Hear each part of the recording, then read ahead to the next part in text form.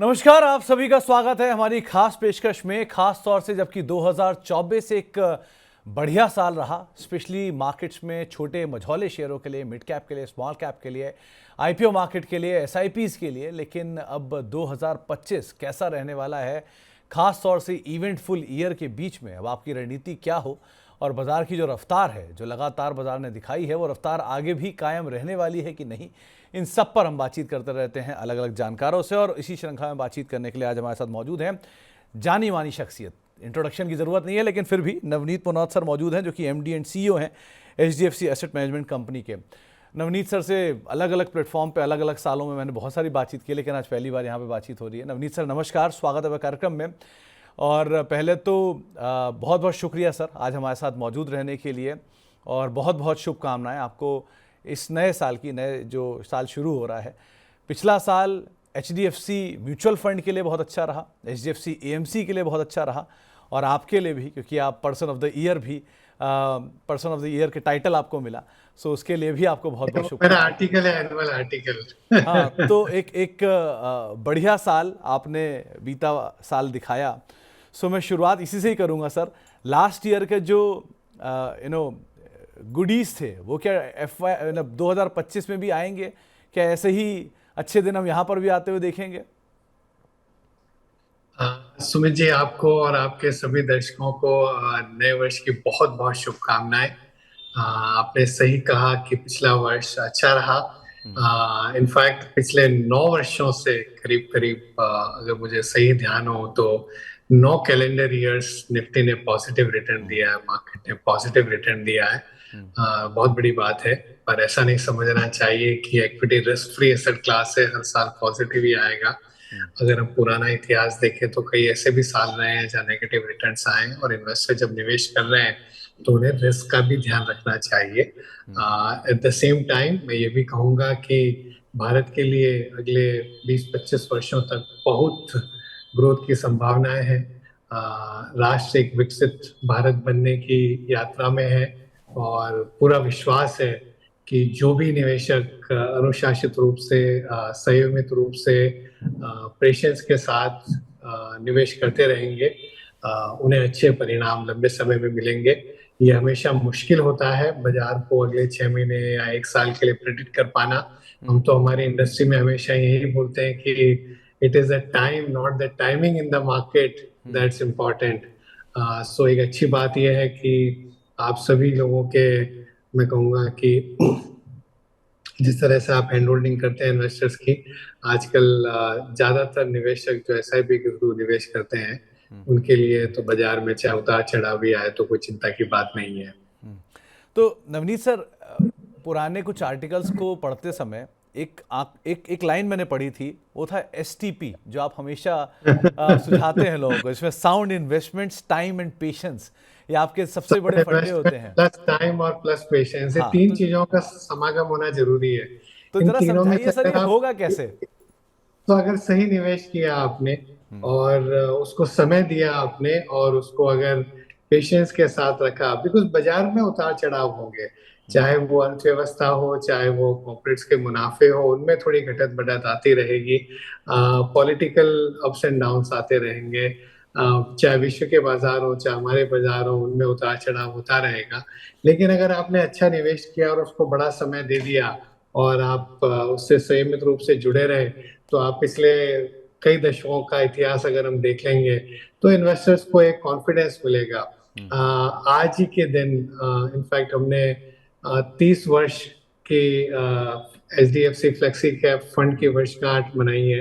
1 जनवरी 1995 में fund launch हुआ, और अगर किसी ने 10,000 रुपए महीने की एसआईपी करी तो आज 20 करोड़ रुपए हो गए। 10,000 रुपए महीने की एसआईपी 20 करोड़ हो गए। मैं जरूर कहूंगा कि भाई म्यूचुअल फंड बाजार के जोखिमों के अधीन है, आप ऑफर डॉक्यूमेंट्स पढ़ें, पास्ट परफॉर्मेंस, कोई फ्यूचर रिटर्न की गारंटी नहीं है, वो एक अलग एनवायरनमेंट था, अभी अलग है।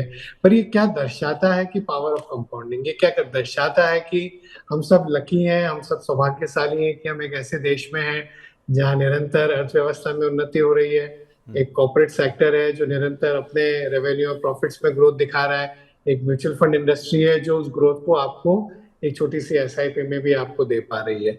तो ये एक भारत की खासियत है और अगले कई दशकों तक भारत में वही माहौल रहेगा। तो नवनीत सर, मैं क्योंकि अगला सवाल था मेरा एचडीएफसी फ्लेक्सी कैप के ऊपर ही, 19% की सीएजीआर मेंटेन करी है पिछले 30 सालों में। बाजार ने कुछ भी किया हो, लेकिन 19% की सीएजीआर से ग्रो करने वाला इतना शानदार फंड, और अब आप लोगों के लिए इतना चैलेंज आ गया है सामने, क्योंकि आज के दिन लोगों की एक्सपेक्टेशन भी ज़्यादा है, बाज़ार में लिक्विडिटी भी ज़्यादा है, और जो फ्लो है वो काफ़ी बड़ा है। आप लोगों के पास हर महीने के तौर पर 25,000 करोड़ रुपए की एसआईपी आ रही है। इस तरह के फ्लो को मैनेज करना, अब आप कैसे ये चीज़ समझ पा रहे हो, संभाल पा रहे हो, एक्सपैंड कर पा रहे हो? तो सबसे पहले तो सुमित जी, मैं उस बात पर आपको उत्तर दूं कि आपने बोला इतने पैसों को संभाल पाना, तो आज के 10 साल पहले पूरी इक्विटी फंड की साइज, पूरी इंडस्ट्री की इक्विटी फंड्स की साइज 2 लाख करोड़ थी। आज एचडीएफसी म्यूचुअल फंड हम लोग 5 लाख करोड़ से ज्यादा निवेश करते हैं। बट बाजार का साइज भी बढ़ रहा है, नंबर ऑफ कंपनीज भी बढ़ती जा रही है, आपका यूनिवर्स भी, जो स्टॉक्स का यूनिवर्स है वो भी बढ़ता जा रहा है। आज भी अगर पूरी म्यूचुअल फंड इंडस्ट्री का निवेश देखें, जो भारत का मार्केट कैपिटलाइजेशन है, तो उसमें हमारी 10% से कम की भागीदारी है। तो अभी तो बहुत लंबा समय है, अभी भी हम लोग बहुत छोटे हैं अगर हम बाजार के साइज को देखें तो, और बाजार का साइज बढ़ता जा रहा है। अगर आप देखिए कितने नए आईपीओ आए हैं साल में, कितना पैसा रेज हुआ है, जो एग्जिस्टिंग कंपनीज है उनके मुनाफे बढ़ रहे हैं, अगर उनका स्टॉक प्राइस बढ़ रहा है, तो ओवरऑल मार्केट कैप तो इंडिया का इतना बड़ा है कि वहां पर कोई कितना भी बड़ा फंड हो, उसमें भी पैसा लगाने की गुंजाइश तो बहुत है। और ये जो बात है कि बड़े फंड होंगे तो कैसे परफॉर्म करेंगे, ये हमारा फंड तो हमेशा बढ़ा रहा है। आज करीब 66-67 हजार करोड़ का फंड है। ये आज के 10 साल पहले भी जब उस समय का बाजार था उसके हिसाब से और दूसरे फंड का साइज था उसके हिसाब से बहुत बड़ा फंड था, बट फिर भी बड़ा अच्छा रिटर्न दिया है। पिछले 3 साल पहले भी ये बहुत बड़ा फंड था, कई लोग बोलते थे इतने बड़े साइज पे आप कैसे करोगे, लेकिन अगर आप हमारा अल्फा जनरेशन देखो 3 साल का, तो वो भी एक बहुत ही सराहनीय रहा है। तो नवनीत सर, आप दशकों से मार्केट में हो, 3 दशक से ज़्यादा आपने बाज़ार में निकाल दिए, और एक बहुत लंबी जर्नी अलग अलग प्लेटफॉर्म्स पे आपने निभाई है। इस तरह का बाज़ार जो अभी की सिचुएशन है, जहाँ पर आईपीओ आता है, 200 गुना 250 गुना ईजिली सब्सक्राइब होता है, 150% ऊपर लिस्ट होता है, फिर वो चला जाता है हाइबरनेशन में एक लंबे समय के लिए, फिर आपके सामने ऐसी कंपनियां भी हैं जहाँ पर जो लार्ज कैप हैं, क्वालिटी नेम्स हैं और वैल्यू पर मिल रहे हैं, और दूसरी तरफ ऐसी कंपनियां हैं जिनके कारोबार का या तो पता नहीं है या घाटा बहुत है और उनको बाजार 300 का मल्टीपल दे रहा है। सो अब आपके लिए ये एक्सपीरियंस कैसा है और आप इसे कैसे देख रहे हो? तो अब जैसे हमने 30 साल की बात करी फ्लेक्सी कैप की, तो अब 30 साल में ऐसे कई तरह के उतार चढ़ाव आए बाजार में। जैसे आज आप बात कर रहे थे कुछ सर्टेन सेक्टर्स की या कुछ स्टॉक्स हैं जहाँ आईपीओ 200-250 गुना हो गए, ऐसे लिस्ट हुए, फिर बाद में कुछ और हो गया। तो 99-2000 में भी जो टेक्नोलॉजी से रिलेटेड कंपनीज थी, तो वो 100 के पी पे, 150 के पी पे, 200 के पी पे भी ट्रेड होने लग गई, और फिर बड़ा क्रैश आया उनके अंदर। 2007-8 की बात करें तो उस समय पर रियल एस्टेट, इंफ्रास्ट्रक्चर, कुछ ऐसे क्षेत्र थे जहां पर वैल्यूएशन बहुत ज्यादा बढ़ गए और फिर अगले साल उनमें क्रैश आया। तो ऐसे कई साइकिल्स इस फंड ने देखे हैं, ऐसे कई साइकिल्स हम लोगों ने देखे हैं। आई थिंक ट्रिक यही होता है कि कभी भी हमेशा वैल्यूएशंस पर ध्यान रखना बहुत जरूरी है। आप जो स्टार्टिंग वैल्यूएशंस दे रहे हैं वो बहुत ही क्रिटिकल एस्पेक्ट है कि आपका कितना पैसा बनेगा। अगले 5-10 साल की जो अर्निंग्स है उसको अगर आपने आज ही बहुत ज्यादा डिस्काउंट कर दी तो फिर आपके रिटर्न्स अच्छे नहीं आएंगे। तो ये बात निवेशकों को ध्यान में रखना बहुत जरूरी है। तो सर, अभी की सिचुएशन में क्या इंडियन मार्केट्स को आप मान रहे हो कि हाँ ये फेयरली साइड पर है, थोड़ा अपर साइड पर है, थोड़ा इसको हल्का होना चाहिए? क्योंकि हम निफ्टी को देख रहे हैं तो 8-9% ही है, लेकिन मिड कैप स्मॉल कैप तो 27-28% चला है पिछले साल। सो यहाँ कुछ है, आपको लग रहा है कि थोड़ा बबल सा आ रहा है, थोड़ी हीट ज़्यादा हो गई है? अलग अलग पॉकेट्स में है, कई सारे स्टॉक्स बहुत करेक्ट भी हुए हैं सुमित जी पिछले कुछ महीनों में, आप तो देखते होंगे। और पर्टिकुलरली मुझे ऐसा लगता है कि कई जगहों पर जहां पर रिटेल ओनरशिप बहुत ज्यादा थी, फ्लोटिंग स्टॉक कम था और स्टोरीज ज्यादा बन गई थी और फंडामेंटल से बैकिंग नहीं थी, वहां पर ज्यादा करेक्शन देखने को मिला है। और ये हमेशा होता है, खाली लिक्विडिटी के बेसिस पर, खाली एक नैरेटिव के बेसिस पर बिना फंडामेंटल्स के स्टॉक्स को नहीं चढ़ाया जा सकता। कभी भी क्या बोलते हैं उसको, पेड़ आसमान तक नहीं उगते। आप वैल्यूएशंस को कितना बढ़ा सकते हैं, अल्टीमेटली तो फंडामेंटल्स ही रूल करेंगे। एक सेइंग होती है अंग्रेजी में, कहते हैं कि stock price is nothing but the slave of the earning power of the underlying company. कि अंडरलाइंग कंपनी की जो अर्निंग पावर है वो उसका स्लेव है, उसका गुलाम है स्टॉक का प्राइस।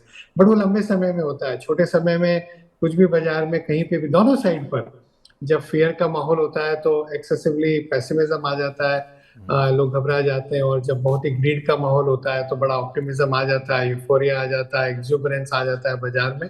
अभी हम देख रहे हैं कि कुछ कुछ क्षेत्रों में जहां पर इस तरह की वैल्यूएशंस हो गए थे, जहां पर जैसा मैंने कहा कि नंबर से ज्यादा नैरेटिव की इंपॉर्टेंस हो गई थी, वहां हमें कुछ करेक्शन देखने को मिला है। और 2025 में मुझे लगता है आप यही देखेंगे, बड़ा मैक्रो कॉल 2025 में नहीं है। आई थिंक माइक्रो लेवल पर, इंडिविजुअल स्टॉक पिकिंग पर सभी को ध्यान देना चाहिए। और हमारा भी फंड मैनेजर्स का यही कहना है कि इंडिविजुअली कहाँ पर आपको वैल्यू दिखाई दे रही है, वहां हम लोग ओवरवेट जाएंगे या वहां हम खरीदारी करेंगे। और जहां हमें लग रहा है कि नहीं, अभी भी वैल्यूएशंस बहुत ज्यादा है और उनमें गुंजाइश है कुछ करेक्शन होने की, उनको हम बाद में देखेंगे।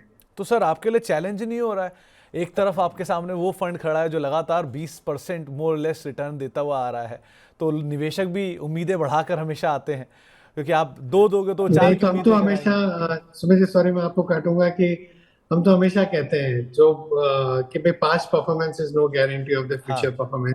वो एक ऐसा भी समय था जब ब्याज की दरें ज्यादा थी, भारत में एग्री। इन्फ्लेशन बहुत ज्यादा था। तो वो जो रिटर्न्स आया आपको उस तरह से देखना चाहिए। अगर आगे जाकर आरबीआई की मॉनेटरी पॉलिसी कमेटी का जो फ्रेमवर्क है उसमें अगर वो कहते हैं कि भारत में वो कोशिश करेंगे कि 4% के आसपास इन्फ्लेशन रहे, तो उससे अगर आपको कुछ परसेंटेज ज्यादा रिटर्न मिलता है तो हमें बहुत खुश होना चाहिए।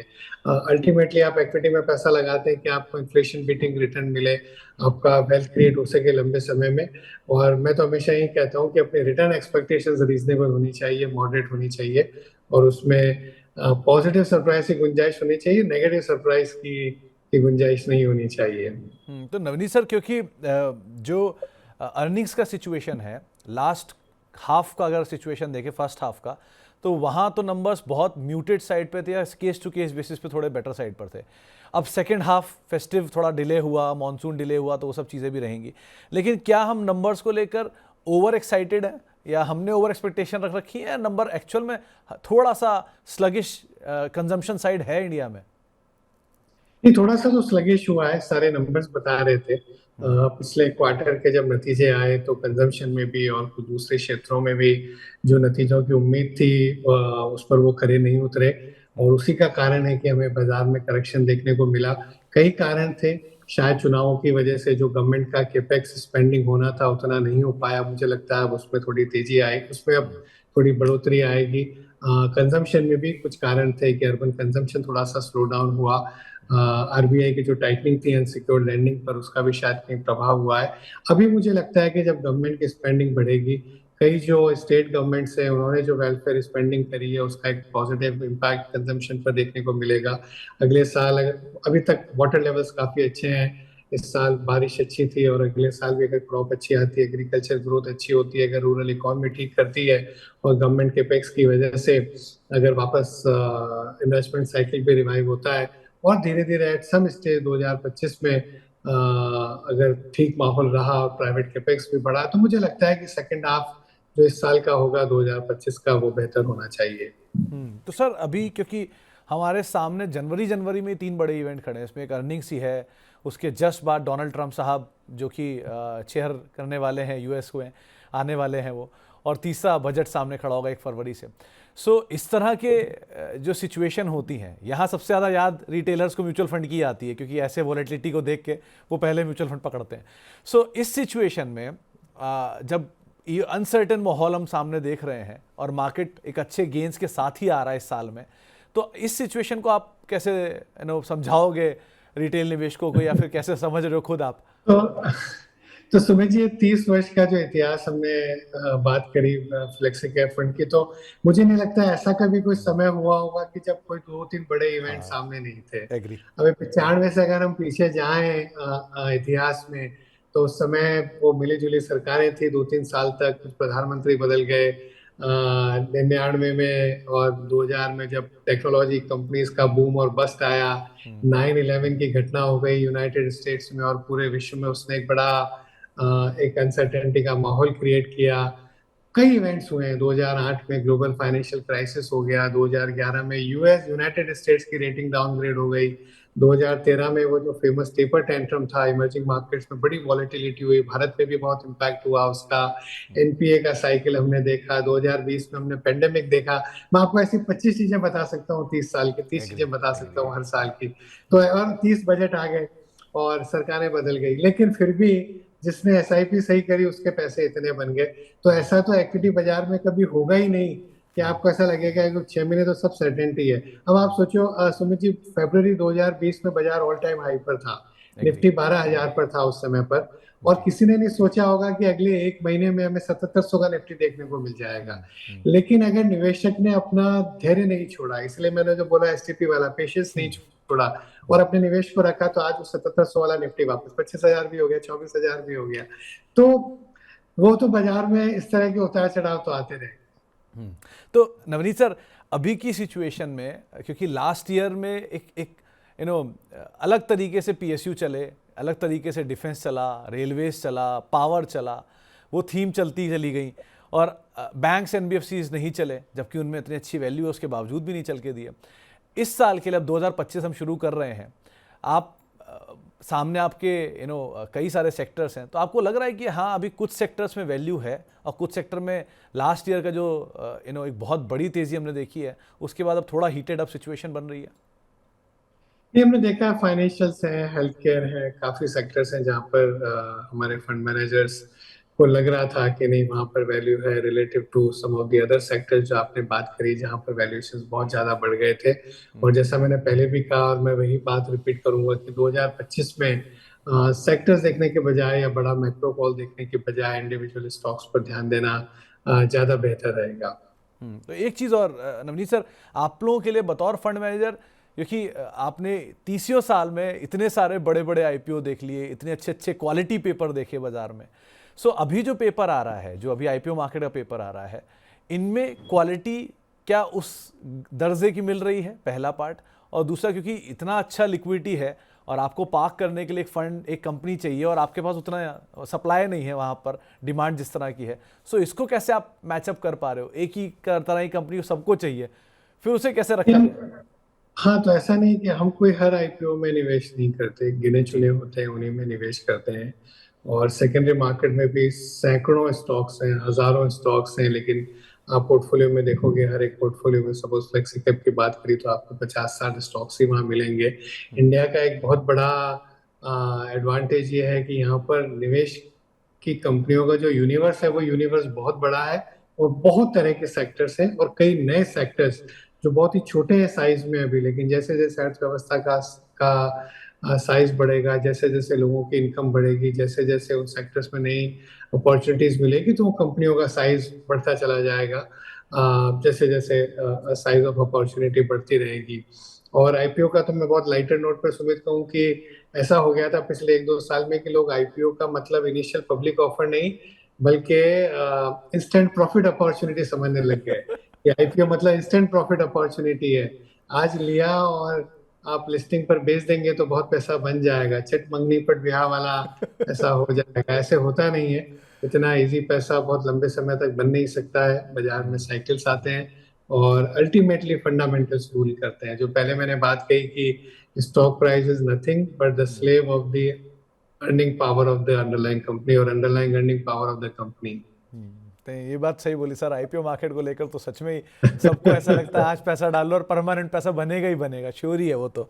एक और चीज सर, क्योंकि size and scale of IPOs are also very they are getting bigger and better. पहले हमने 10,000 करोड़ का आईपीओ कोल इंडिया डीएलएफ के टाइम पर इतने बड़े आईपीओ माने जाते थे, अब इजीली बाजार ने स्विगी को आईपीओ को डाइजेस्ट कर लिया, जोमेटो के आईपीओ को डाइजेस्ट कर लिया, इवन हुंडई का आईपीओ जिसमें अभी 82% प्रमोटर की होल्डिंग अभी भी है, 7% और बाकी है, उसको इजीली डाइजेस्ट कर लिया।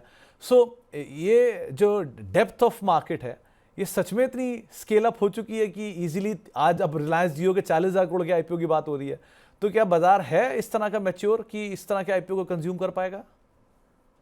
ये आपने सही कहा सुमित है कि बाजार का साइज बहुत बड़ा हो गया है। आज करीब 4-5 ट्रिलियन डॉलर का एक मार्केट कैप जो भारत में बना है, और जो हर साल की जो नई सेविंग्स बाजार में आ रही है, चाहे म्यूचुअल फंड्स के जरिए आ रही है, इंश्योरेंस कंपनीज के जरिए आ रही है, एनपीएस के जरिए आ रही है, डायरेक्ट इन्वेस्टिंग के जरिए आ रही है, तो ये बहुत बड़ा पैसा है। जो विदेशी संस्थागत निवेशक हैं उन्होंने भी सेकेंडरी मार्केट में तो बहुत सेलिंग करी। आपने आंकड़े 2024 के देखे हैं, लेकिन जो प्राइमरी मार्केट में उन्होंने उसमें काफी खरीदारी करी है, उसमें काफी पैसा लगाया है। तो विदेशी निवेशकों, संस्थागत घरेलू निवेशकों और जो हमारे दूसरे रिटेल इन्वेस्टर्स हैं, उन सबका मिलकर के एक बहुत बड़ा साइज हो गया है, सेविंग्स का पूल हो गया है। और अब हम देख रहे हैं बड़े बड़े आईपीओ, ये बहुत अच्छी बात है। इससे बाजार में डेप्थ भी बढ़ रही है, बाजार की ब्रेड्थ भी बढ़ रही है। नए नए सेक्टर्स खुल रहे हैं, कई सेक्टर्स हैं जो आज के 5 साल पहले एक भी लिस्टेड कंपनी नहीं थी, और आज आप सडनली देख रहे हैं बड़ी बड़ी 3 या 4 कंपनियां उस क्षेत्र में आ गई हैं। और कई क्षेत्र ऐसे हैं जो आगे जाकर के बहुत बड़े बनते जाएंगे। आज भी भारत में सैकड़ों कंपनियां ऐसी होगी जिनका एक अच्छा खासा टर्नओवर होगा, प्रॉफिटेबल कंपनी होगी, एक अच्छा बिजनेस मॉडल है, लेकिन वो आज लिस्टेड नहीं है, वो अनलिस्टेड है। या तो प्रमोटर के पास ही पूरी होल्डिंग है, या एक प्राइवेट इक्विटी या वीसी फर्म, जो वेंचर कैपिटल फर्म है, उनके पास होल्डिंग है। धीरे धीरे वो सब बाजार में लिस्ट होएगी। तो एक भारत के बाजारों में जो एक जिसे कहें कि डेप्थ भी और ब्रेड्थ भी, तो ये यूनाइटेड स्टेट्स में है, कुछ हद तक चाइना में है, कुछ हद तक जापान में है। 2-3 ही देश हैं पूरे विश्व में जहां इस तरह की आपको ब्रेड्थ और डेप्थ देखने को मिलती है। लेकिन चाइना में वो पॉलिटिकल स्टेबिलिटी नहीं है, वो इकोनॉमिक स्टेबिलिटी नहीं है, लोगों को इतना विश्वास नहीं है। तो भारत का बाजार ऐसा है जहां पर आप विश्वास के साथ पैसा लगा सकते हैं। तो नवनीत सर, क्योंकि ब्रेथ के साथ साथ ओनरशिप का स्ट्रक्चर भी चेंज हो गया है। पहले ओनरशिप में डीआईआईज की इतनी ओनरशिप नहीं थी, एफआईएस की ओनरशिप थी। अब वो एफआईएस की ओनरशिप लोएस्ट लेवल पे डीआईआईज ने हाथ आगे बढ़ा लिया, और साथ साथ रिटेल भी आ गया है। तो क्या ये जो 25,000 करोड़ का नंबर हम देख रहे हैं एसआईपी का, ये 2025 में भी इसी नॉर्थवर्ड ट्रेजेक्टरी में ही रहेगा? 30-35,000 करोड़ मान के चल सकते हैं सर? हमारा विश्वास है कि वो बढ़ता रहेगा। अभी जो निवेशक, नए निवेशक जो बाजार से जुड़ रहे हैं, जो म्यूचुअल फंड इंडस्ट्री से जुड़ रहे हैं, और आप सभी लोगों के उसमें प्रयास है, रेगुलेटर का बहुत प्रयास है, हमारे डिस्ट्रीब्यूटर्स और पार्टनर्स का जो प्रयास है, कि इस बार जो म्यूचुअल फंड्स में निवेश हो रहा है वो बहुत लंबे समय के लिए हो रहा है। वो बहुत पेशेंट इन्वेस्टिंग हो रही है, वो डिसिप्लिन इन्वेस्टिंग हो रही है। लोग, जैसे हमने एक बात करी थी आईपीओ की, कि अभी ले लो और लिस्टिंग पर बेच दो। लोग म्यूचुअल फंड्स में ऐसा महीने 2 महीने 1-2 साल में पैसा बनाने के लिए नहीं आ रहे हैं। एक 25 साल का व्यक्ति, चाहे महिला हो या पुरुष हो, एक जॉब ज्वाइन करता है और अपनी छोटी सी एसआईपी चालू करता है, तो उसका ये मन है कि आज के 10-20 साल बाद जब मैं कभी भी कुछ मुझे एक घर बनाना होगा, या मुझे अपने बच्चों के लिए निवेश करना है, 30-40 साल के लिए मुझे निवेश करना, अपना रिटायरमेंट सिक्योर करने के लिए, तो इस बार जो निवेश हो रहा है वो मुझे लग रहा है कि एक बहुत ही संतुलित, बहुत ही अनुशासित, बहुत ही नियमित तरीके से हो रहा है। मुझे विश्वास है कि संख्या बढ़ती रहेगी।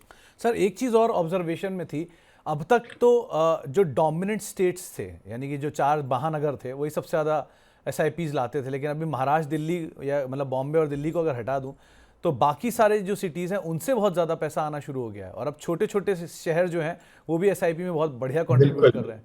सो ये चीज़ क्या आप लोगों की ऑब्जर्वेशन में भी है, और आपको लग रहा है कि ये स्केल अप करेंगे थोड़ा? नहीं, और कई बार ऐसा बोलता है ना, proof of the pudding is in eating. तो अभी एचडीएफसी एएमसी, आज सुबह ही हमने 25 नए ऑफिसेस का उद्घाटन किया। ज्यादातर उसमें से बहुत ही छोटे शहरों में है, देश के कई अलग अलग कोने में। पिछले एक ही दिन में 25 नए ऑफिस हमने चालू करे आज।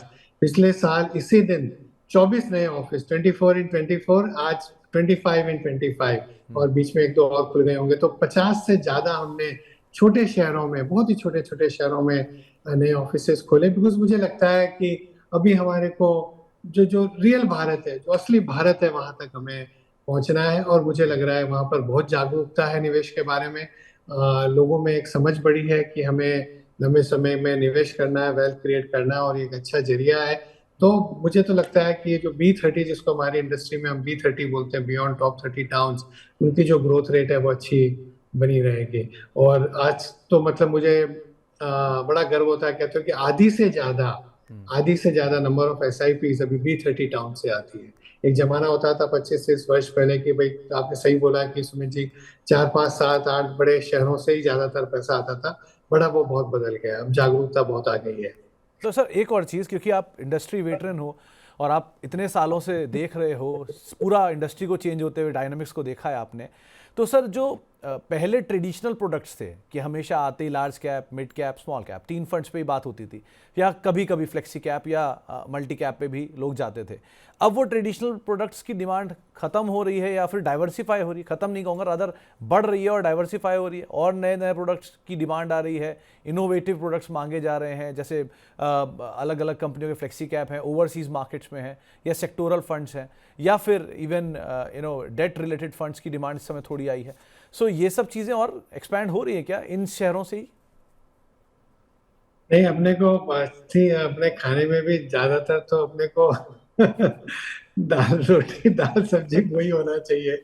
थोड़ा बहुत इधर उधर कहीं अचार ले लिया, कुछ तो मिठाई ले ली, कुछ नमकीन ले ली, बट ज्यादा तो अब वो उससे वो आपका पूरी मिठाई से आप पेट नहीं भरते हो, राइट? आई मीन, थोड़ा बहुत आपने एक तड़का लगा दिया इधर उधर किसी चीज का। बट ज्यादातर पैसा जो है, हम तो निवेशक को यही कहते हैं, आज मैं कहाँ अपना निवेश करता हूँ, मैं तो जो सिंपल प्रोडक्ट्स हैं, फ्लेक्सी कैप फंड है या हमारा हाइब्रिड इक्विटी फंड है या मल्टी कैप फंड है, उन्हीं सब में हमारा पैसा लगाते हैं। और सिंप्लीफाइड प्रोडक्ट्स में अपना पैसा लगाना चाहिए। सेक्टर्स और थीमेटिक फंड्स भी हैं, कई लोग निवेश करते हैं, हमारे भी सारे प्रोडक्ट्स हैं। कुछ प्रोडक्ट्स ने बहुत अच्छा किया है। हम डिफेंस फंड हमारा था, अभी तो हमने एसआईपी बंद कर दी क्योंकि बहुत ज्यादा उसमें रिटर्न आ गया, तो हमें लगता है कि निवेशकों को थोड़ा रुकना चाहिए। बट मुझे लगता है कि जो ज्यादा बड़ा पैसा है जो आप लंबे समय के लिए लगा रहे हैं, वो सिंपल प्रोडक्ट्स में लगाइए। एक चीज़ और, नवनीत सर, अलग अलग जगहों पे मैंने जब आपके कुछ पुराने इंटरव्यूज़ भी देखे, खुद सुने भी, कई बार आपसे बात भी हुई, और आपको पर्सनली भी 10-15 साल से मैं लगातार देख रहा हूँ, आपकी जो फिटनेस रिजीम है वो वैसी की वैसी है, उसमें कोई बदलाव नहीं दिख रहा मुझे। तो सर ये जो मेडिटेशन है और फिटनेस है, इतने हेक्टिक शेड्यूल में, इतने वोलेटाइल बाजार में, इतनी सिटीज़ को ट्रेवल कर कर, इतने प्रमोटर्स से मिलने के बाद कैसे मैनेज करते हो आप? नहीं, ये तो प्रभु का आशीर्वाद है। इतनी अच्छी फिटनेस तो नहीं है जितनी होनी चाहिए, बट हाँ, मेडिटेशन वगैरह का फायदा होता है। आई थिंक वो बैलेंसिंग बहुत जरूरी है। वो मुझे लगता है कि एक एटीट्यूड टुवर्ड्स स्पिरिचुअलिटी हमारे प्रोफेशन में बहुत ज़्यादा जरूरी है। हम दूसरे लोगों का पैसा मैनेज करते हैं, ये एक बहुत बड़ी जिम्मेदारी है। ये एक ऐसी भावना होनी चाहिए कि हम उस निवेशक के लिए जो हमारे पर इतना भरोसा कर रहा है, हमारे पर इतना विश्वास कर रहा है, कहीं पर भी कोई गलती नहीं हो जाए। और प्रभु से हमेशा प्रार्थना करते हैं, प्रभु से हमेशा यही कोशिश करते हैं कि हमारे से कोई गलती नहीं हो और हम ज़्यादा से ज़्यादा निवेशकों की सेवा कर सकें और ज़्यादा से ज़्यादा निवेशकों को जोड़ सकें ताकि सभी का वेल्थ क्रिएट हो सके। तो मुझे लगता है कि वो अच्छी भावना रखते हैं तो सब कुछ, बाकी चीज़ें फिर अपने आप अच्छी हो जाती है। तो सभी का आशीर्वाद मिलता है, सभी का साथ मिलता है, सभी की गुड विशेस मिलती हैं, तो सब कुछ ठीक हो जाता है फिर। सर वो रिफ्लेक्ट भी हो रहा है, चाहे एचडीएफसी एएमसी के बिजनेस के नंबर्स में हो, या स्टॉक प्राइस में हो, या पर्सनल ग्रोथ में हो, अदरवाइज भी दिखाई पड़ता है सर सब कुछ बाजार में। एक चीज़ और सर, जो वो खुशी होती है, बाकी सारे नंबर्स हैं, खुशी होती है जब पूरे देश में अलग अलग कोने में जाते हैं और जब कोई निवेशक मिल जाते हैं और बताते हैं कि हमने 20 वर्ष पूर्व ये फ्लेक्सी कैप फंड में इतना लगाया था और आज इतना बड़ा बन गया, या आज हमने इतनी छोटी सी एसआईपी करी थी और आज उससे ये अमाउंट बन गया, तो एक बड़ी खुशी आती है। एक चीज़ और सर, वो पर्सन ऑफ द ईयर जिस आर्टिकल की शुरुआत में मैं बात कर रहा था, क्या था सर वो आर्टिकल, जरा एक बार ये समझाइए तो। तो मैं कोशिश करता हूँ हर साल एक आर्टिकल लिखने की। इंग्लिश में पर्सन ऑफ द ईयर लिखते हैं, करीब 3 साढ़े 3 पेज का होता है।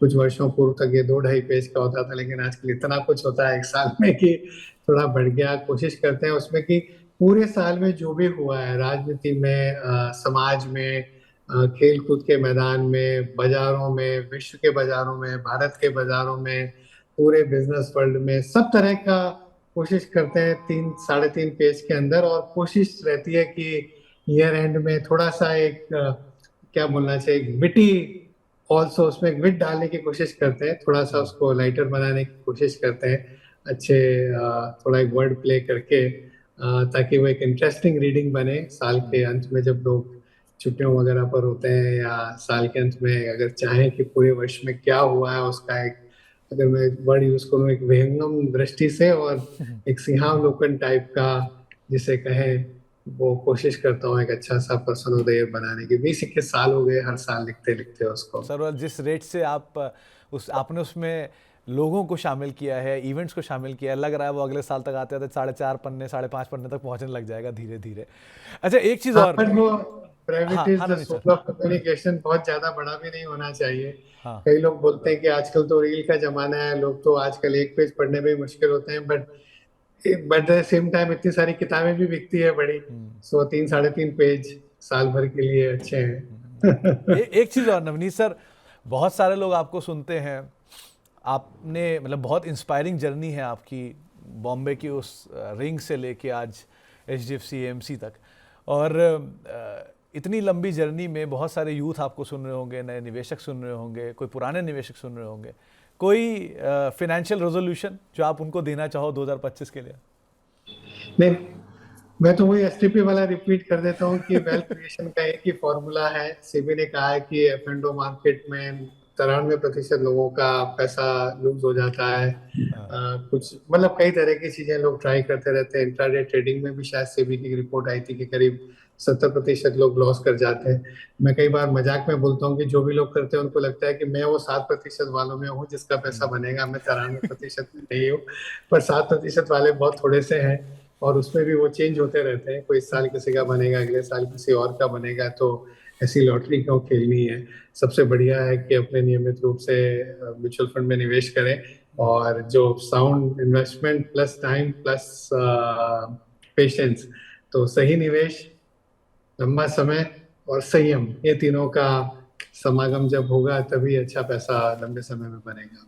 तो ये sound investment, time and patience, सही निवेश, सही समय और पेशेंस, ये तीन चीज़ें। लंबा समय, सही लंबा समय समय और नहीं। पेशेंस, ये तीन गूढ़ ज्ञान है जो आप रख सकते हैं संभाल के, आपके लिए ज़्यादा बेहतर है।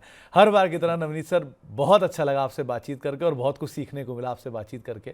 एक बार फिर से आपको, आपकी टीम को आने वाले साल के लिए, नए ऑफिसेज़ के लिए, बड़े एक्सपेंशन के लिए और एक अच्छी ग्रोथ के लिए और लगातार लोगों का पैसा बनाकर देने के लिए बहुत बहुत शुभकामनाएं। आपसे हम अलग अलग मोड़ पर फिर भी जुड़ते ही रहेंगे आगे भी, लेकिन बहुत बहुत शुक्रिया सर हमारे साथ जुड़ने के लिए और हमसे बातचीत करने के आपको भी आपको बहुत बहुत धन्यवाद सुमित जी, और आपके और सभी दर्शकों को और मनी 9 के पूरे परिवार को 2025 के लिए ढेर सारी शुभकामनाएं। लिए। थैंक यू सर, थैंक्स शैतान, और आपसे जल्दी इन पर्सन भी मुलाकात करेंगे। फिलहाल के लिए नमस्कार। Thank you sir, thank you.